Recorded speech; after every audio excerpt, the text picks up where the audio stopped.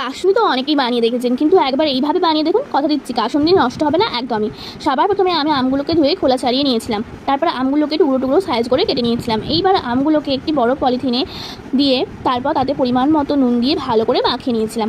তারপর রোদে দিয়েছিলাম। আমি এইভাবে দুদিন পর পর রোদে দিয়েছিলাম 3 ঘন্টা করে।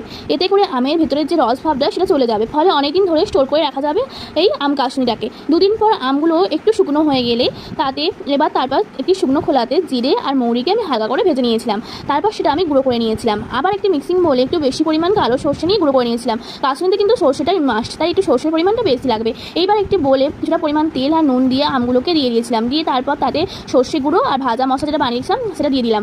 দিয়ে আবার কিছুটা পরিমাণ তেল দিয়ে খুব ভালো করে সব কিছুকে মাখিলাম অনেকক্ষণ ধরে।